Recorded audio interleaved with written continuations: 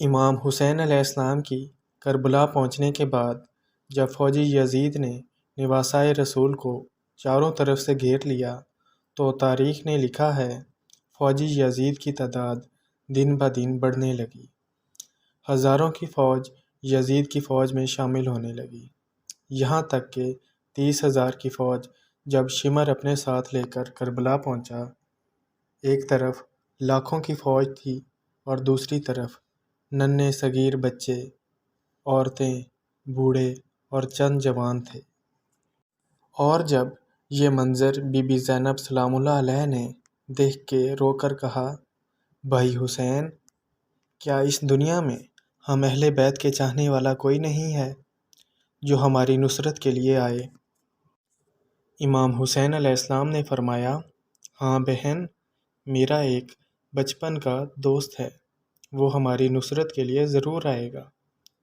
یہ کہہ کے امام حسین علیہ السلام نے ایک خط حبیب ابن مظاہر کے لیے تحریر کیا۔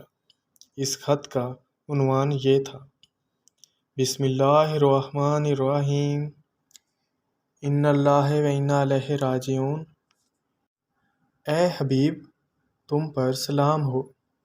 شاید تمہیں معلوم نہیں، 2 محرم سے یزیدی فوج نے چاروں طرف سے نواسۂ رسول کا راستہ روک رکھا ہے۔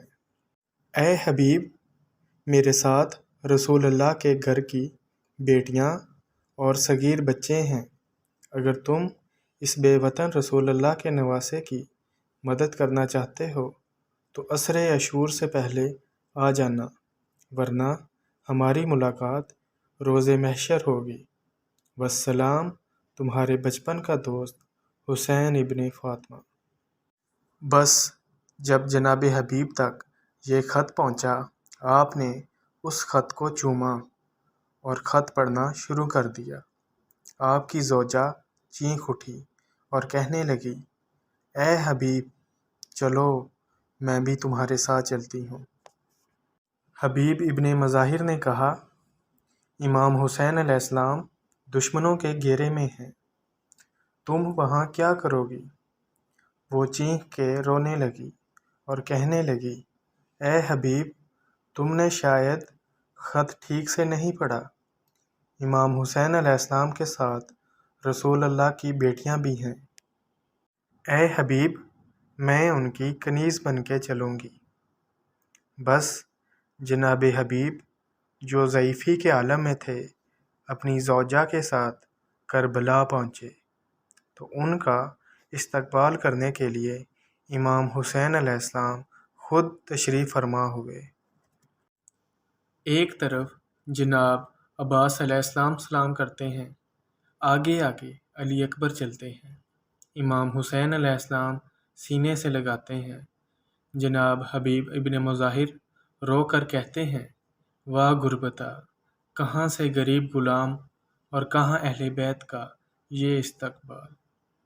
تاریخ نے لکھا ہے، جناب حبیب جن کی کمر جھکی ہوئی تھی، اپنی کمر سے لکڑی کو باندھتے ہیں اور 10 محرم کے دن فوجی یزید کے سامنے آ کر کہتے ہیں، اے ظالموں، خدا کا خوف کرو، یہ رسول اللہ کا خاندان ہے۔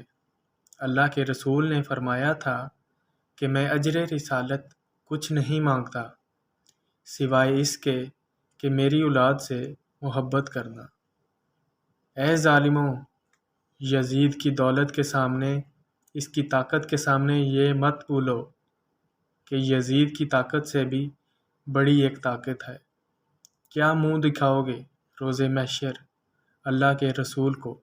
شمر عمر بن سعد کہنے لگے، اس بوڑھے کی بات نہ سنو اور حملہ کر دو، اور یوں 300 افراد مل کے ایک بوڑھے حبیب ابن مظاہر پر حملہ کرتے ہیں۔